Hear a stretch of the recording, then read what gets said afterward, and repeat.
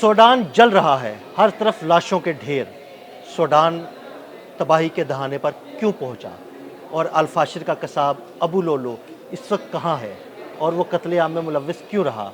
आमिर रज़ा मेरे साथ मौजूद हैं, उनसे बात करते हैं। आमिर भाई, सूडान की ताज़ा तरीन क्या सूरत हाल है, हमारे नाज़रीन को ज़रा बताइएगा। देखिए, सूरत हाल तो आपने खुद ही बयान कर दी कि सूडान इस वक्त भी जल रहा है, क्योंकि वहाँ पर तेल और सोने को लेकर अरब ममालिक से जो है पैसा फीड किया जा रहा है दोनों तरफ से, यानी हुकूमती और जो उनके मुखालिफ ग्रुप है, जिसके अबू लोलो, आपने अभी उनका नाम लिया, अबुल फताह अल इदरीस अल मरूफ अबू लोलो, इनको गिरफ़्तार किया गया। बड़ी खुशाइंद बात नज़र आती थी कि जब इनकी अपनी जमात ने ही कत्लेआम पर गिरफ़्तार किया कि तकरीबन 450 लोगों को मारा गया और बेगुनाह लोगों को ऐसे मारा गया कि हॉस्पिटल्स के अंदर जाकर वहाँ नर्सेज, पैरामेडिक्स, मरीज़ जो नज़र आया उसको इन्होंने कत्ल कर दिया। लेकिन अक़वाम मुत्तहिदा ने इस कत्लेआम के बाद जब इसका शोर मचाया तो उनके अपने ग्रुप ने ही अबू लोलो को गिरफ़्तार करने की और वो तस्वीर जारी कर दी कि उनको गिरफ़्तार किया गया है। हालांकि उनके चेहरे पर मौजूद शैतानियत, ये मैं नहीं कह रहा हूँ, जो ह्यूमैनिटेरियन कमेटी है अक़वाम मुत्तहिदा की, UN की, उसके ये अल्फाज हैं कि इस तस्वीर में उसकी शैतानियत उसके चेहरे से यहाँ है।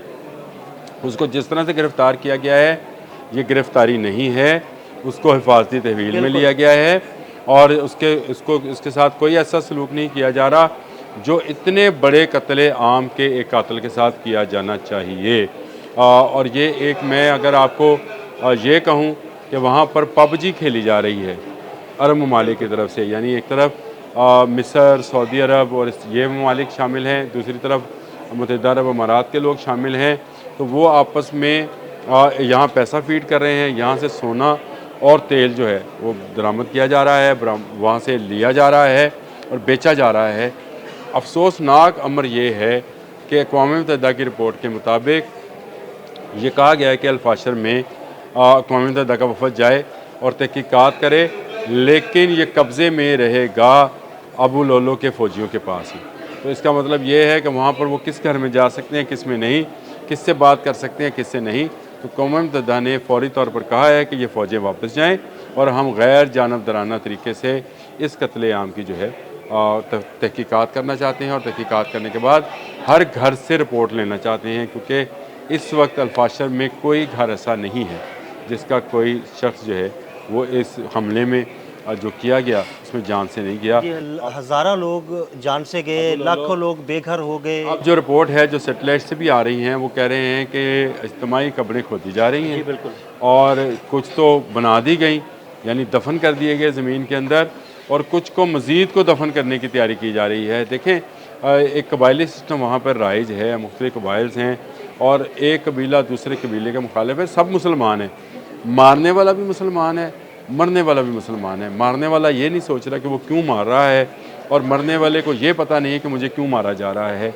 ये वो बिल्कुल नक्शा है जो क़यामत के नज़दीक खींचा गया था कि ना मारने वाले को पता होंगे कलमा गोई और ना मरने वाले को पता होगा कि उसको क्यों मारा जा रहा है। तो अगर आपने ये नक्शा इस वक्त मेन आपने सूडान में देखना है दुनिया में किसी जगह, तो आपको सूडान में नज़र आएगा। उनकी अपनी दौलत जो कि सोने की सूरत में मौजूद है, उनके लिए बरूद बन चुकी है।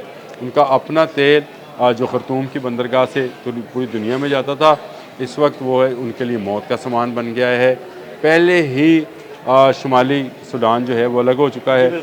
ये सूडान जो बाकी रहा साहब सूडान बचा है, इसके अंदर भी खाना जंगी ने वहाँ की माशी और वहाँ की माशरती दोनों किस्म की जो खसूसियात हैं उनको ख़त्म कर दिया है।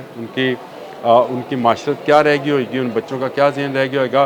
स्कूल वहाँ पे नहीं रह गए, कॉलेजेस वहाँ पे नहीं हैं, हॉस्पिटल्स वहाँ पर तबाह कर दिए गए हैं और अल-फाशिर में तो बाकायदा ज़िंदा लोगों को घरों में रखकर आग लगाई गई है। आग भी लगाई गई, फांसियाँ दी गई। फांसियाँ दी गई। मैं आपको वो हॉस्पिटल के मनाज़र हम दिखा नहीं सकते हैं, ना ही दिखाने चाहिए। जो हमने देखे हैं, मुझे तो वो एक वहशत का एक अजीब सा मंजर नज़र आता है कि आप बेड पर लेटे हुए मरीज़ों पर भी फायरिंग कर रहे हैं। तो आप क्या चाहते हैं? आप नौमौलूद बच्चों पर फायर कर रहे हैं। तो ये कौन से जानवर हैं? ये अबू लोलो की तस्वीर तो देखने से तल्लुक़ रखती है कि इसमें आपको वो शैतानियत नज़र आती है। नाम इसका क्या है? अबुल फताह इदरीस। नाम मुसलमानों वाला है, काम शैतानों वाला है। और ये शैतान आपस में लड़कर मासूम अवाम की जान और माल के दुश्मन बने हुए हैं। सूडान इस वक्त दहक रहा है और मैं बिला मुबालगा कहता हूँ कि मुसलमान कंट्रीज़ जो हैं इसके पीछे हैं, और हमारे ख़ासकर मुत्तहिदा अरब अमारात के अमीर और हमारे इस तरफ वाले जो सऊदीज़ हैं या मिस्रीज़ हैं, उनको मिलकर बैठकर फ़ैसला करना चाहिए। सूडान जितना बच गया है, जितने लोग बच गए हैं, उनकी हिफाजत सबसे पहले करनी चाहिए। देखें, दौलत दुनिया की यहीं रह जानी है, लेकिन सूडान के जो बेगुनाह लोग मारे जा रहे हैं, इनका गुनाह हम सारी उम्मत मुसलमान पर है कि हम एक मुसलमान मुल्क के अंदर मुसलमान के हाथों मुसलमान को कत्ल कराने में जो है खामोश रहे, हम बोले नहीं। आपने अच्छा किया आज ये मौजू रख लिया सूडान वाला, क्योंकि मुझे ये नज़र आता है कि ये सूडान वाली आग आइंदा जाके बहुत सारे दीगर ममालिक को भी अपनी लपेट में लेगी। ये यहाँ रुकने वाली नहीं है, क्योंकि ये एक ऐसे जेनोसाइड्स हैं, ये एक ऐसा कत्लेआम है या इंसानियत सोच सलूक है जो हमें शायद कभी दूसरी जंग अज़ीम में या पहली जंग अज़ीम में कुछ जगहों पे नज़र आया था। उसके बाद से सूडान में इस वक्त जो कत्लेआम हो रहा है वो तो एक तरफ, अब तो लोग ग़िज़ाई किल्लत का शिकार हो रहे हैं, कहत की सूरत हाल पैदा हो गई है, लोग उससे भी मर रहे हैं। देखिए, मैंने दरियाए नील के किनारे बाद ये मुल्क जो है दुनिया की जरहेज़ तरीन ज़मीनों में से है, लेकिन ज़मीन तो आपको उस वक्त फसल देगी, खाना देगी, अनाज देगी, जब आप उसमें कुछ बीज बोएंगे। बीज वहाँ बोया जा रहा है बारूद का, बीज वहाँ बोया जा रहा है खून का, बीज वहाँ बोया जा रहा है नहत्ते मासूम बच्चों का, तो वहाँ से आपको खुराक कैसे मिलेगी? और ये अक़वाम मुत्तहिदा ने इस पर पूरी रिपोर्ट जारी की है कि वहाँ पे ग़िज़ाई किल्लत जो है वो दिन ब दिन शिद्दत अख्तियार करती चली जा रही है। कहत सी देखिए, दरिया के किनारे आबाद लोगों को कहत सी जो है सूरत हाल का सामना है, और उसकी वजह यह है कि दोनों तरफ की फ़ौजें, चाहे वो हुकूमती हैं चाहे बागी हैं, दोनों तरफ की फ़ौजें किसी किस्म का ग़िज़ाई सामान किसी दूसरे कबीले के पास जाने नहीं दे रही हैं। लोगों में खौफ व हरास मौजूद है।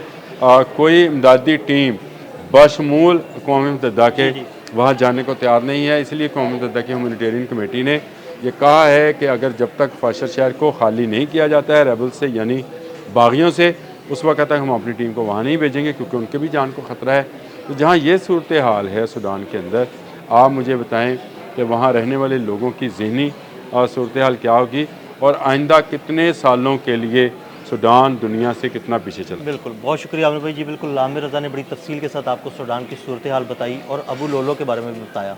अदील अहमद और आमिर रज़ा को इजाज़त दीजिएगा, अल्लाह हाफ़िज़। देखिए, मैंने दरियाए नील के किनारे बाद ये मुल्क जो है दुनिया की जरहेज़ तरीन ज़मीनों में से है, लेकिन ज़मीन तो आपको उस वक्त फसल देगी, खाना देगी, अनाज देगी, जब आप उसमें कुछ बीज बोएंगे।